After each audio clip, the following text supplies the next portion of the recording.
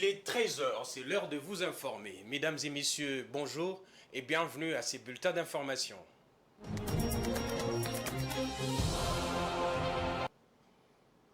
Commençons ces bulletins d'information avec une brève. 10 Congolais tués par des bombardements effectués les dimanches derniers sur les campus de l'Université internationale d'Afrique à Khartoum, au Soudan. Annonce faite par le ministère des Affaires étrangères et francophonie de la République démocratique du Congo dans un communiqué publié le lundi 5 juin 2023. Pour permettre aux familles de victimes de faire le deuil, le gouvernement de la RDC exige aux autorités soudanaises de prendre les dispositions adéquates pour restituer le dépouille de compatriotes gratuitement fauchés en vue de leur rapatriement et inhumation en toute dignité. Nous ne sommes pas partis en Chine pour des négociations portant sur des contrats. Ces propos émanent du vice-premier ministre au ministre des Affaires étrangères congolais Christophe Lutundula. Il a tenu ses propos lors de la conférence de presse qu'il a animée conjointement hier avec ses collègues de la communication et de finances Patrick Mouyaya et Nicolas Kazadi. Je vous propose de le suivre dans cet élément. Nous ne sommes pas partis en Chine pour des négociations portant sur des contrats. Le ministre des Finances vous donnera le cas échéant plus de précisions sur cet aspect. Mais oubliez les négociations en ce qui concerne notre voyage qui a précédé la visite d'État du président en Chine. Et il faut peut-être jeter un regard sur l'histoire de notre pays depuis les années 70 jusqu'à aujourd'hui pour mieux comprendre l'essence de la visite d'État du président Félix-Antoine Tshisekedi Tshilombo en Chine. En effet, à 72, je vous apprends qu'en 72, j'étais en première année en droit. Le président Mobutu est allé en Chine. Il a effectué une visite d'État, la première depuis l'indépendance, et par la suite, nous avons établi des relations diplomatiques avec la République populaire de Chine. Très rapidement, c'était l'embellie, il y avait une coopération qui marque la mémoire des Congolais aujourd'hui, particulièrement à travers le palais du peuple, parce que l'encelé où il y a eu de construction, notamment la fameuse pagode, tout a été détruit. Malheureusement, nous n'avons pas entretenu la mémoire de l'histoire sur ce point précis. Dans d'autres contrées de la République, par exemple chez moi, il y avait même des Chinois pour cultiver le riz. Et ça continuait jusqu'au moment où, si vous voulez, dans la foulée de la fin du régime du président Mobutu, cette coopération s'est étiolée et est entrée en période, je ne dis pas d'hibernation, enveilleuse. Il y a eu même la coopération aussi sur le plan militaire.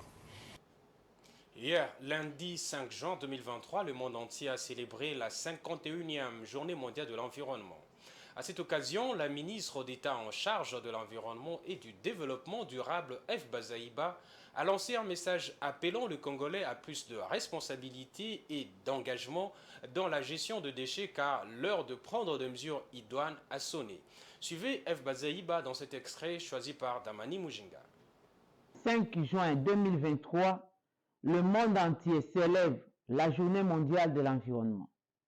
Cette journée a été lancée par l'Organisation des Nations Unies en 1972, à l'occasion de l'ouverture de la Conférence des Nations Unies sur l'environnement à Stockholm. Pour 2023, 51e célébration de la Journée mondiale de l'environnement est placée sous le thème « Solutions à la pollution plastique ». À ce sujet, le projet d'un instrument juridiquement contraignant sur la pollution plastique, y compris dans le milieu marin, a été adopté à Paris en date du 2 juin 2023. Considérant que le réchauffement climatique et la pollution, Son Excellence, Monsieur le Président de la République, chef de l'État, a vu juste de présenter notre pays comme pays solution en matière de changement climatique.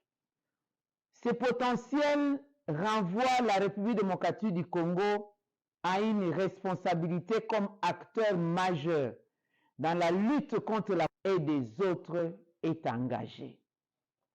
Chacun à son niveau, dans nos ménages, nos quartiers, nos communes, nos villes, nos écoles, nos hôpitaux, nos marchés, les gouvernants et les gouvernés, la responsabilité de tous et de chacun est engagée. Nous devons tous nous impliquer dans la gestion des déchets, car à dater de ce lundi contrevenant, la pédagogie a expiré. Allons à présent au-delà des frontières de la RDC. Révision de la loi de finances 2023 du Cameroun. Le budget 2023 de l'État passe de 6 345,1 milliards de francs CFA, soit une augmentation de 381,8 milliards de francs CFA. La mesure prise le 2 juin 2023 par le président de la République Paul Biya vise à mieux maîtriser la dette et accompagner le ménage vulnérable. Suivez cet élément d'Africa 24.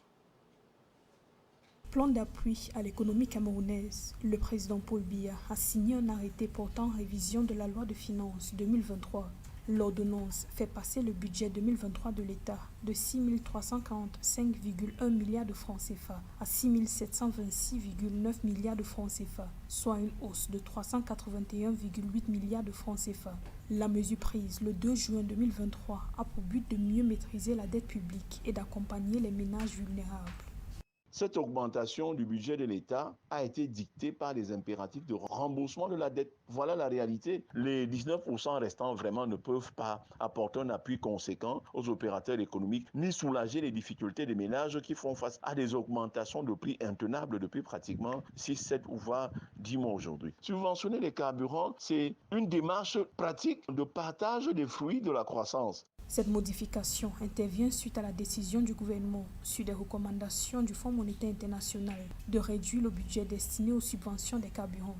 L'augmentation du budget de l'État représente une hausse de 367,7 milliards de francs CFA du budget général et de 14,1 milliards de francs CFA du budget des comptes d'affectation spéciale.